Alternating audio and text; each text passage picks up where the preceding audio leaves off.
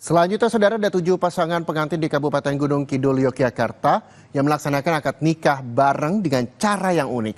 Selain melaksanakan prosesi akad nikah di atas gedung pertemuan yang berbentuk kapal, mas kawin yang diberikan juga berbeda, berupa 1 toples kurma.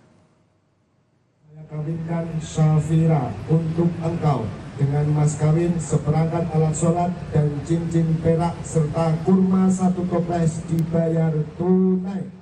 Suasana berbeda terlihat pada akad nikah di Kapanewon Patuk, Kabupaten Gunung Kidul, Yogyakarta. Acara diselenggarakan di sebuah gedung pertemuan yang berbentuk kapal. Sebanyak 7 pasang pengantin melakukan akad nikah berbarengan. Keluarga dan para sahabat turut menghadiri. Pernikahan ke-7 pasangan ini merupakan inisiatif komunitas filantropi Nikah Bareng Nusantara yang memfasilitasi pernikahan calon pengantin yang memiliki banyak keterbatasan.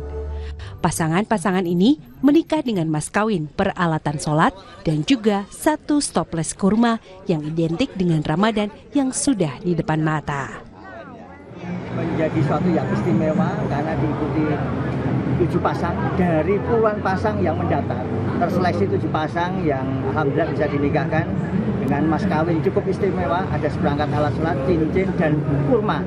Kenapa digunakan kurma? Karena kurma ini sebagai simbol dan penyempurna ibadah di bulan suci Ramadan ketika berbuka dan sahur rohiyah seperti itu. Sekaligus juga akan membuat daya tahan tubuh di dalam beribadah puasa. Karena kalau dari kabar ini saya sebenarnya udah dari yang sebelum-sebelumnya, yang sepekan itu Desember. Cuma kebetulan udah tutup dan saya dapat informasi lagi dari Pak Rian, diinformasikan yang sekarang ini.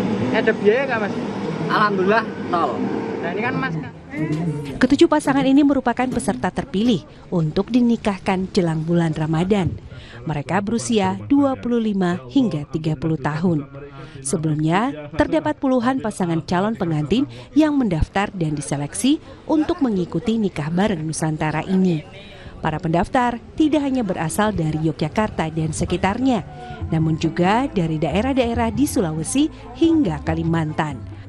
Ahmadi, Kompas TV, Gunung Kidul, Yogyakarta.